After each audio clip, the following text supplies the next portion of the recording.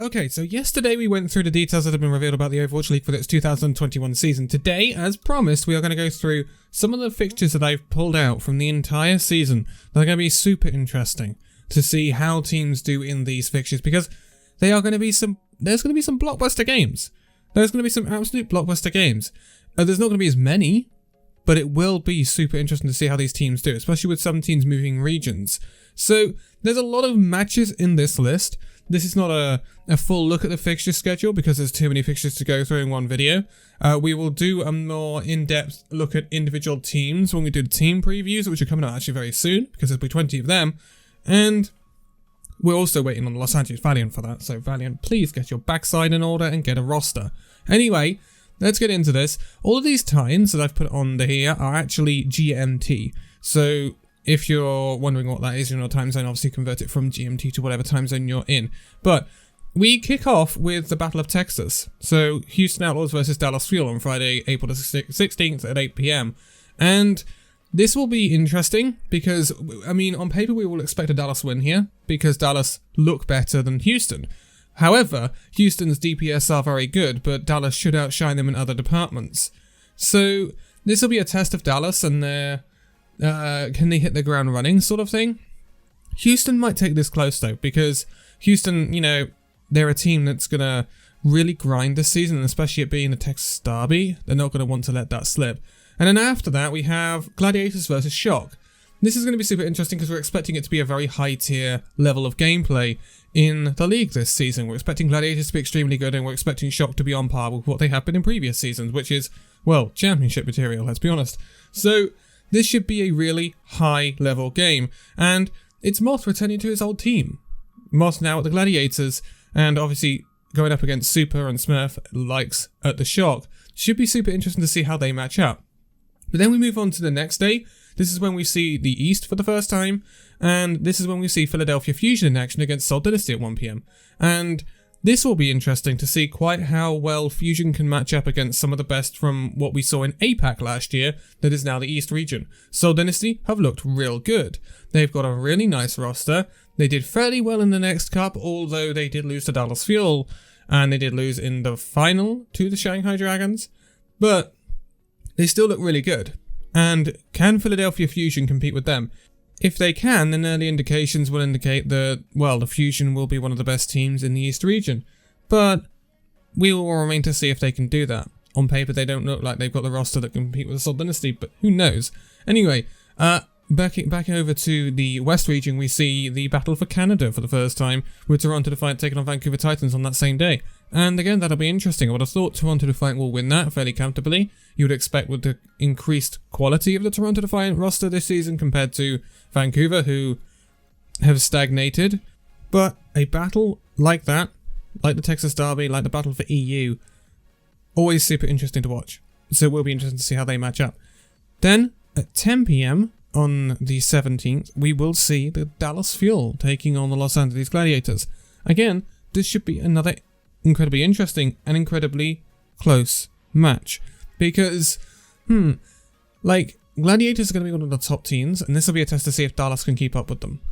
And Dallas, again, are a team that could probably be heavily meta-dependent. So if we are in double bubble, Dallas are probably going to do quite well. And Gladiators will probably do quite well as well. So it'll be interesting to see how these two shape up. I'm expecting that to be an extremely close match, which should be really entertaining to watch. Moving on to the week after, though, and then we start to see things that maybe are not of the highest quality, but should be super close. So on the April the 23rd at 8 PM, we will see Paracetone take on the Vancouver Titans. Now, arguably, that could be the next toilet bowl, because that is, on some people's power rankings, the worst two teams in the league. So it's not going to be a massively high level point of Overwatch, but it could be very interesting to look at. Then on the next day, you'll see the Washington Justice take on Dallas Fuel, which is a massive grudge match because of the decay issue. And these two teams could be quite close this season. When you look at these two rosters, Washington have improved massively, and so have Dallas. So these are two teams that could take themselves incredibly close in a match, and it will be really interesting. Sunday, April the 25th, we see London Spitfire in action. This will be the second time they've played. I believe they played Gladiators for their first match. This is going to be a tough one for the Spitfire. But Spitfire versus the Outlaws, that could be quite a close match. It will be the battle of the DPS, I think, that one. because I think Spitfire will edge out Outlaws in other areas, but the DPS could really turn things around for the Outlaws, and it'll be interesting to see if the Spitfire DPS can keep up with the Outlaws DPS. It'll be a very big early indication of how good the Spitfire can be. Then we move on to Friday, April the 30th, where we'll see another really interesting match. This is the San Francisco Shock taking on the Florida Mayhem. I believe that's a rematch of, was it the May Melee or the Summer Showdown NA final, where Florida Mayhem lost 4-2? That's going to be incredibly interesting because Florida Mayhem are improved, even though they have retained a lot of their roster. So I think that could be a massively close match, and we don't know what's going to happen in the standings when it comes to the tournaments and who's qualified and who's not qualified, so it could be quite a crucial match for the Mayhem. Anyway, then we move on. May the 1st, Battle of Electric Boogaloo, as I like to call it. So this is a Charge versus a Spark. First time we see this, and that's always an interesting one. And I think that's two teams that could be quite close. Charge with a lot of potential, but Spark with a lot of experience, combined with a lot of potential. So Hampshire Spark got a really deep roster, and it'll be interesting to see how they utilize that in the early days. And I think that could be another really close match. 1 PM on May the 22nd, so that's all the way after the first tournament, so we're into the lead up to the June Joust here. We see the Excelsior take on the Fusion. That will be an interesting one because depending on how the Fusion do in these early stages, and remember we see Fusion Soul Dynasty in the early days, if the Fusion are looking at a mid-pack Eastern team, then that could be right in the ballpark of Excelsior. And Excelsior, again, another team with a lot of potential in their roster, again with Ivy on their roster as well, should be incredibly interesting to go up against the Fusion in the East region. And just after that, the day after, we have another Excelsior game against the Charge. The battle of the potentials, in my opinion, in the East region, because there are two teams completely gutted their rosters pretty much. Well, not completely gutted their rosters, but have got a lot of new hats in their roster. And a lot of high potential young DPS players. And I think it'll be interesting to see how they pop off against each other. I think Excelsior might have the advantage in that one, though. And then on May the 30th, we see for the first time the Soul Dynasty take on the Shanghai Dragons. We will see that match 3 times in the regular season. So that's going to be really, really interesting to see that so many times. Again, who knows with that match? It's so hard to call. And then on the same day, you have Dallas Fuel taking on the San Francisco Shock. Hopefully by then, we will see a Dallas Fuel that has settled into the league. And both teams playing at very good levels. And so I think that could be another massively close match. And just after that, when we head into June, so June the 3rd, Dallas Fuel taking on the Florida Mayhem. Another match I expect to be really, really close. And I think there could be a lot of close matches this season. A lot of close matches, because following on after that, the day after, the Florida Mayhem then play the Washington Justice. Again, another super duper close match. And then the day after, we see San Francisco Shock take on the Washington Justice. Again, another incredibly interesting and close match. So it's crazy that we're going to see a lot of these matches. And all the way through here, we're going to wait until June the 25th to see the Battle of EU. So that's when we'll see a London Spitfire take on the Paris Eternal for the first time. And that will be interesting. That'll be incredibly interesting because both of the squads for the 2 EU teams, a lot of an experience in the Overwatch League. London Spitfire have more experience in the league. But by this time, both squads will be settled in the league and they'll know exactly what the league is about and how to play in it. All the nerves will have kind of gone away. So it will be a true battle for EU. First time we've seen a true battle for EU in the Overwatch League. And that will be incredibly interesting. Then we finally, just after that match, get to see the Gladiators take on the Shock again. After their first encounter in April. So that again will be a possible revenge tale. After the first match, whoever wins that is going to want to stop the revenge from happening. It's going to be super interesting. And then on July the 3rd, which will be again after another week later, we see the Soul Dynasty versus the Shanghai Dragons again. Again, that'll be another really interesting one. And on July the 9th, we will see the Battle for Texas return with Dallas Fuel taking on the Houston Outlaws. And then July the 10th, we will see Washington Justice take on the Gladiators. Again, a potential for a very close match right there, especially if the Washington Justice turn up like we expect them to with the amount of quality in their roster that they have now. Then on July the 30th, we see Dallas Fuel take on the Paris Eternal. Oh boy, it's very unlikely that's going to be a close match, but it is the return of a lot of the Dallas Fuel boys to their old home of Paris Eternal.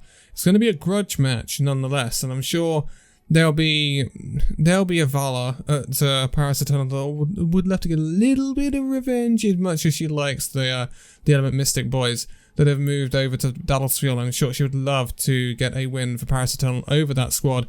It would be quite a kick in the teeth for the Dallasfield boys.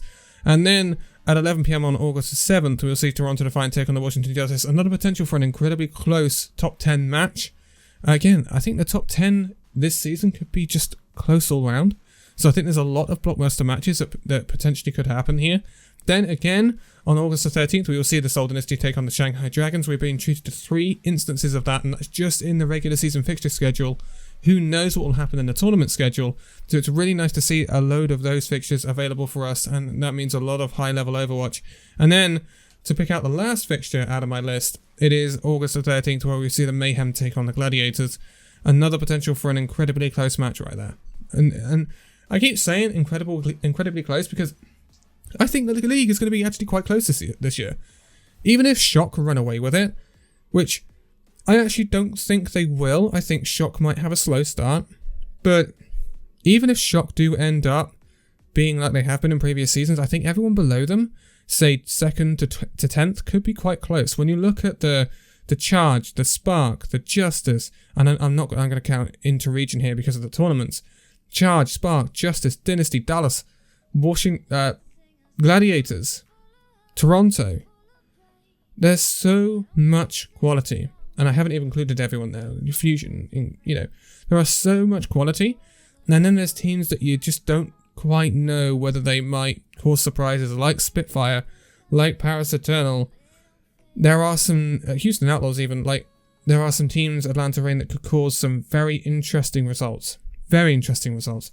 So that's a look over some of the highlighted fixtures that I kind of saw out of the list we've got.